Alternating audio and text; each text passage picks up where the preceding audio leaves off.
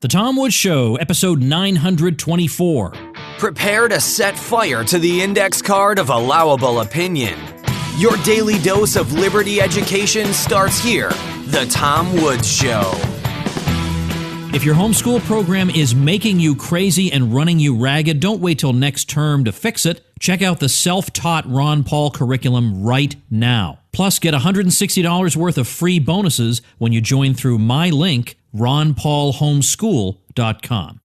Hello, everybody. Tom Woods here. Joined today by Joe Salerno, who is Academic Vice President of the Mises Institute. He has taught economics at Pace University and Auburn University. He's the author of the excellent book, Money, Sound, and Unsound.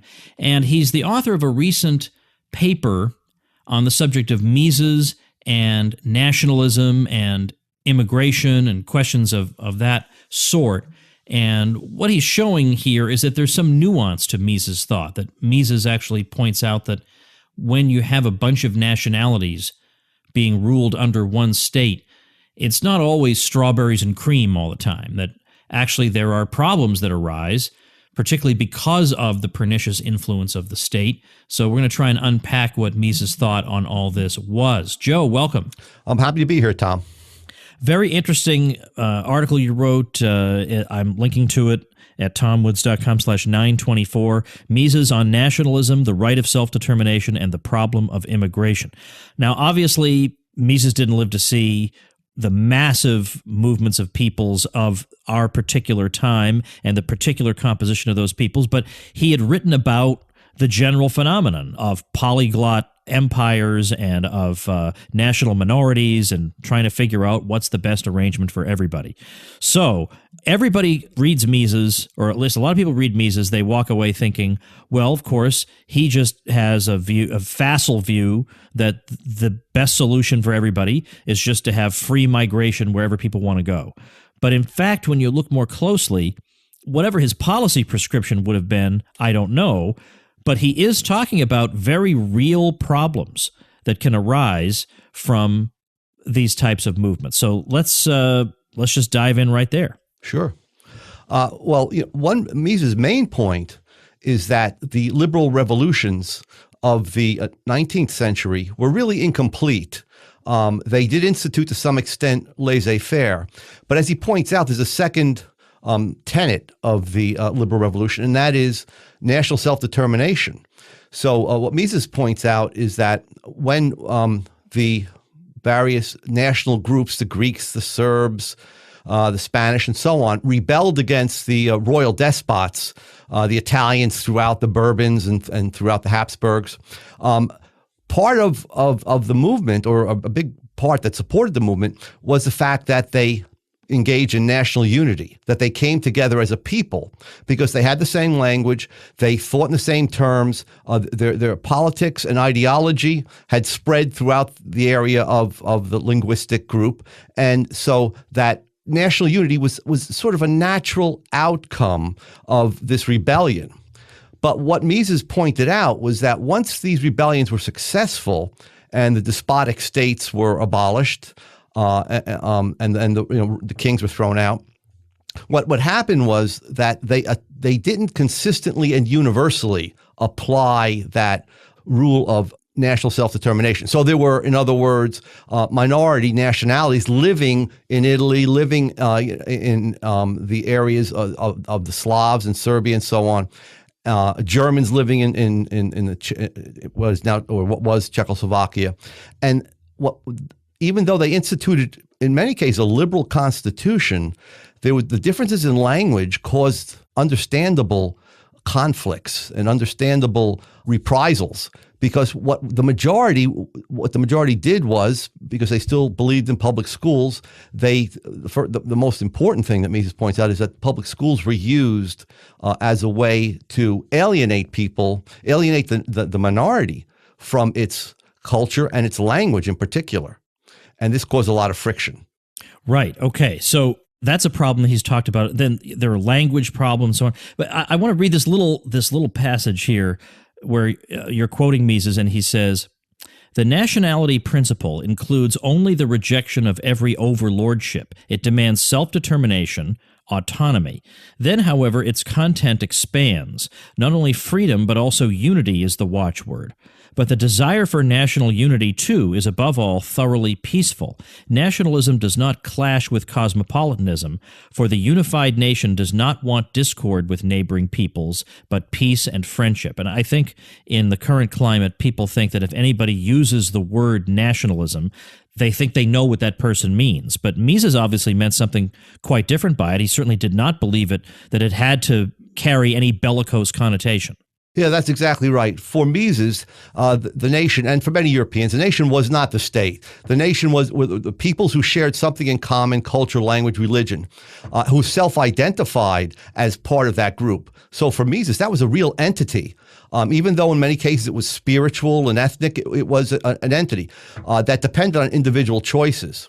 So in this case, what Mises saw there was that you could not have polyglot democracies, because it would be natural that the different nationalities would disagree with one another. But on the other hand, if the self-determination went to the extent that all nationalities had their own state, then there would be peace and friendship, and there would be free trade, because all of them were pretty much economic liberals. Right. Okay. So that's why there was at least a broad compatibility between liberalism and nationalism, if the terms are properly understood in that way. You mentioned the schooling, by the way, and that just made me think of the current situation. Now, in the old days, you can indeed imagine how national governments would use education as a way of trying to blend peoples into one, trying to minimize differences, whether it's in dialect or language or culture or whatever, and instead get the minorities to assimilate. But today it looks like we have something like the opposite. It looks like that in the schools, it's not that the majority is trying to cajole the minorities into assimilation. This would be viewed as oppressive. It's to the contrary, the majority learns in the schools about all the sins of its ancestors, and the minorities are exalted. It's an interesting inversion of what Mises experienced. Yeah, I think in today's world, we have a self-identified political class comprising people from both parties that see their road to further aggrandizement of power in really dividing the country among gender lines, among national lines, ethnic lines, racial lines. They want division so that they can step in as the great mediator and impose more laws and so on to give everyone equal rights and all the other nonsense that we've heard.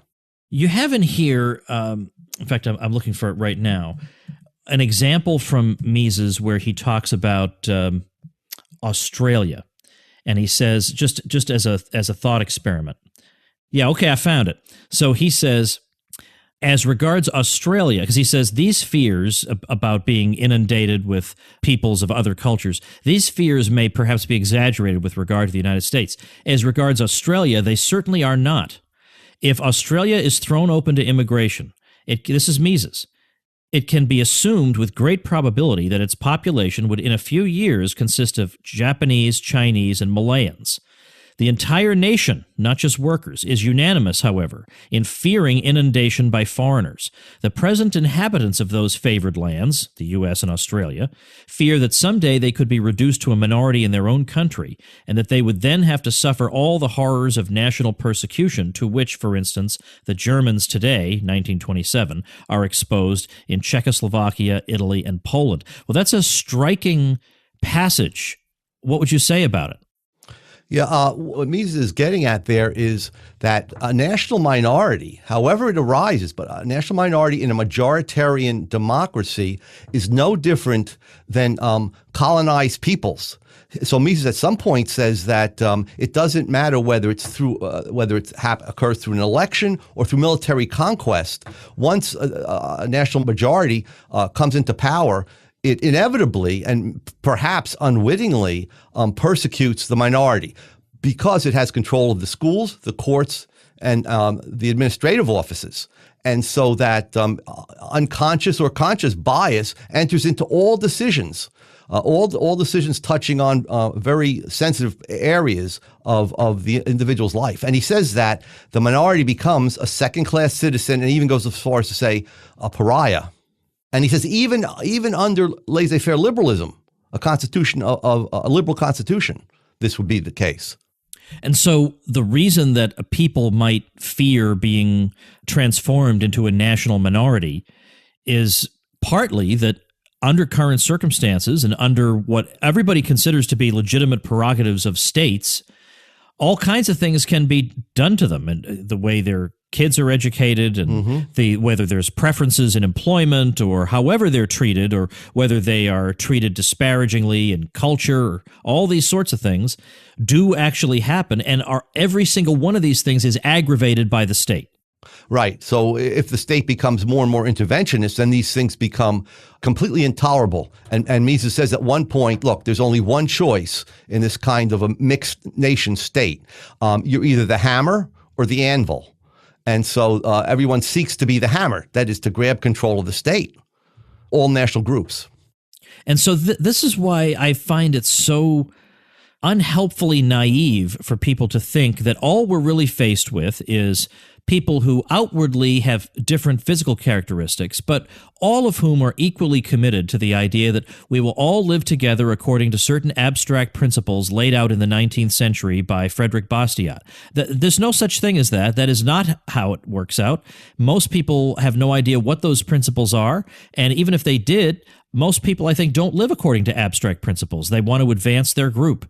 And so when you have a bunch of groups together and they each want to advance, each one wants to advance itself, and each one realizes there is a mechanism of coercion that can accelerate that advancement, they're each going to fight over using it. That does not sound like a path to peace. And that's not a crazy, unreasonable thing. That's the sort of thing that was just normal and common sense to everybody up until about 10 minutes ago, it seems to me.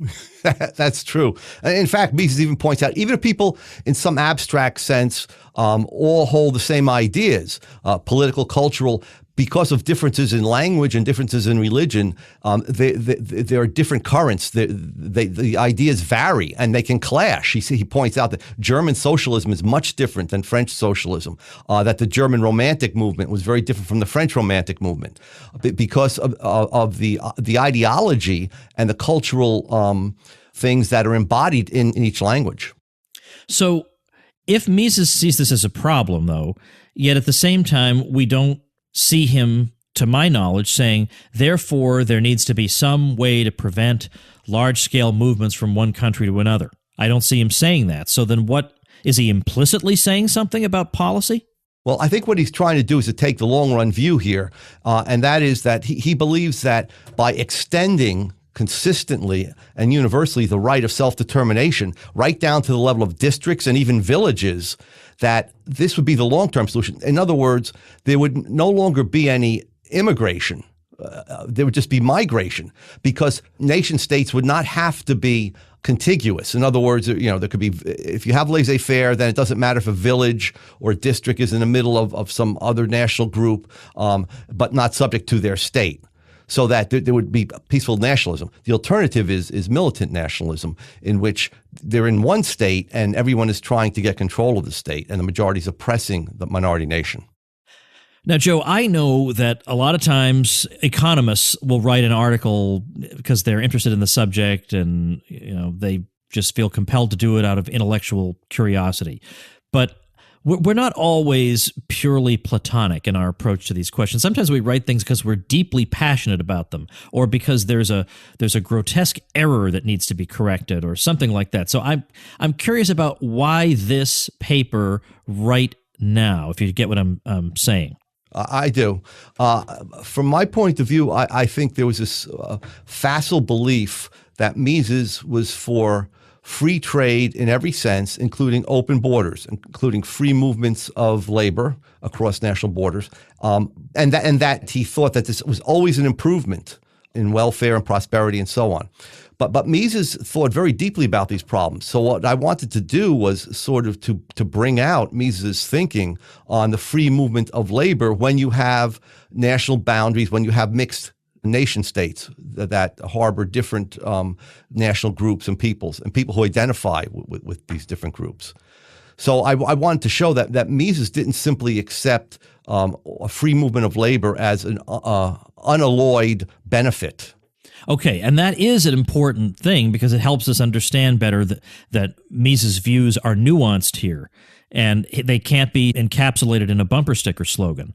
But I could imagine somebody who looks at the state of the world and is concerned about demographic upheavals, looking at Mises and saying, well, that's all well and good that you recognize there are problems, but if you're not going to spell out a practical solution to me, then this is a lot of yammering about nothing.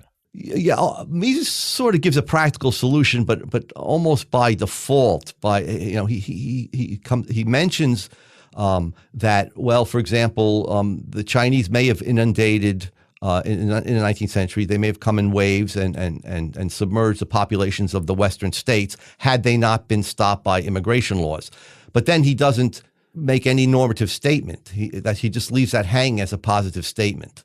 And he, I think at one point also points out that, well, it's clear that Australia is not going to allow this. Native Australians are not going to allow this to happen.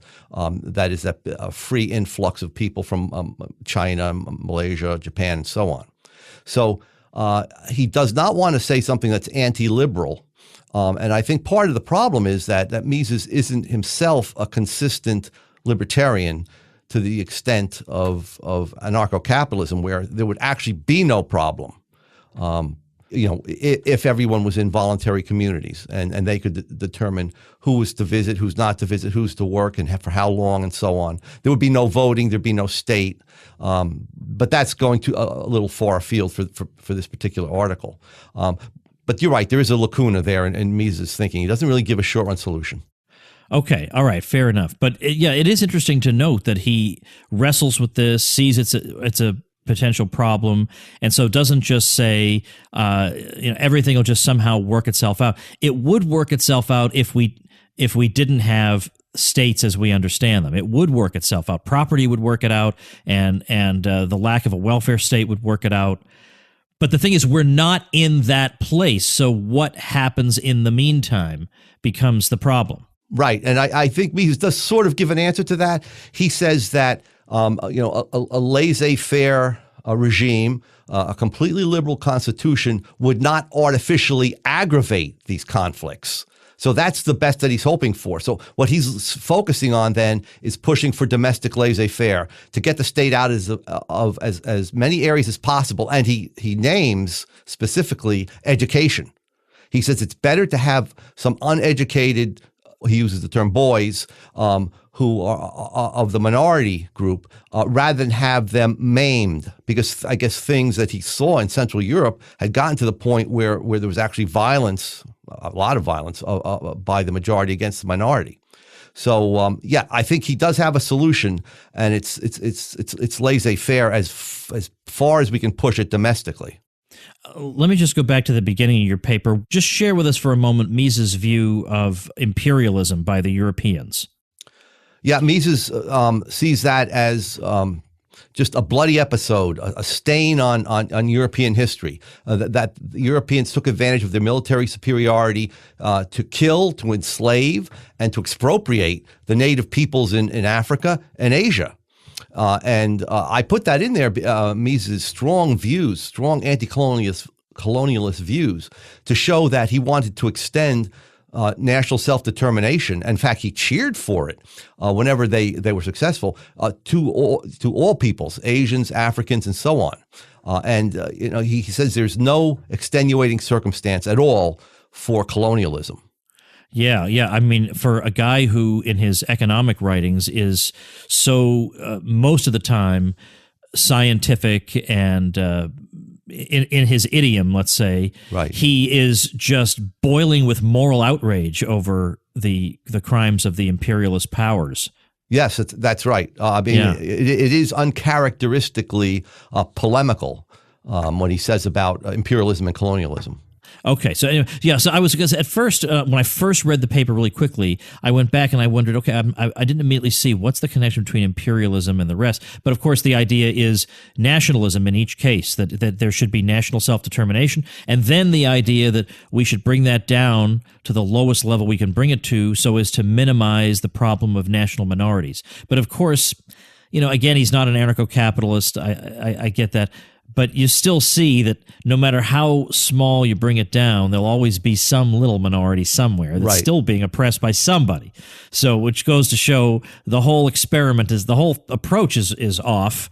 And if we could now, I know this isn't what you wrote your paper about, but I have plenty of listeners who are relatively new. Okay. And when we keep saying, well, if we had anarcho-capitalism, things would be totally different. How would they be different? What would that look like? I think with anarcho-capitalism, you would have a fully contractual society where people who wanted to live in a certain area would for example, think of a cooperative in New York City where you are interviewed and you have to give your financial records before you're allowed to live in the building because it's a commonly owned building. I think you would have similar things where the government didn't own the roads, where the and that's really a big problem, where neighborhoods would have certain bylaws and have consent about who is to be admitted, who's not to be admitted, whatever their criteria may be. It would always be contractual. So anyone who is anywhere, whether as an inhabitant or someone who's a visitor, would always have the permission of those people who lived in the area. What were the primary books you used to glean Mises' views on these topics? Liberalism, the free and which is also known as the Free and Prosperous Commonwealth, Human Action. There's some things on the labor market that are very important there, and there's a third book. Oh yes, Nation, State, and Economy. So most of what he says about these topics are in those three books. Now, I've recently, since I'm making this into an academic article and I'm making it a little bit longer, I've gotten some helpful hints from other people who point out that in his memos, which have been published, there are volumes of his memos which have been published by Liberty Fund, that he talks about these matters, and I'm about to delve into that. So I am going to expand the paper. Okay, so I'll look forward to reading that. And as I say, we're going to link to the existing piece that you did at tomwoods.com/924. Did I leave anything out, or do you feel like you got the argument out successfully? No, I think I got the argument out successfully. The one thing I did want to say was that the other reason why I put the part on imperialism and colonialism in the paper is that Mises explicitly makes a comparison of a national minority to a colonized people. Oh, okay. So that's why that's in the paper. Okay, but that again, it really is such an interesting development that we've had, though, because here we are talking about the fears of becoming a national minority, whereas today, although there are majorities who have that fear, what really is interesting is how much the culture and the academics of Western countries are really being driven by an excess of concern, I think, for minorities. I mean, it's to the point of absurdity that it must be bad will that there aren't more black women physics professors, when there have been like 1.5 black women PhDs in physics per year for the past 40 years. Where are we supposed to get them from? Right. No. I mean, it's all crazy. No, but it's the opposite of what Mises was experiencing. Really, it's not so much a majority oppressing the minority. It's an elite from a majority oppressing its own people in the name of those minorities. That's exactly right, Tom. There's a political class now that's really separate from the nation. I think you see that in the response to Trump, that the nation feels that, look, these people that have been ruling us, the Democrats, Republicans, for, since World War II, have become a nation unto themselves. And they are manipulating various minorities within the U.S. So as to aggrandize themselves, so as to have more power and wealth and so on. And I think it's good that that's being exposed today. Well, Joe, thanks again for writing this and for taking some time with us today. I look forward to seeing you in a couple of months at Mises University. Okay, Tom. I look forward to seeing you too. Thank you. All right. If you have not yet picked up my latest free ebook called Your Facebook Friends Are Wrong About Healthcare, you are going to want to pick this one up because this one is hot. You want to pick this one up over at yourfriendsarewrong.com. You can add that to the long list of awesome domain names I have been able to pick up over the years that for some reason were lying there unused and not purchased yet. Well, I claimed it. yourfriendsarewrong.com. You got to just type that in. Wouldn't that be fun to type in? Wouldn't that just be a fun thing to type in on your computer, yourfriendsarewrong.com? So go do that, and I'll see you tomorrow. Become a smarter libertarian in just 30 minutes a day. Visit TomWoods.com to subscribe to the show for free, and we'll see you next time.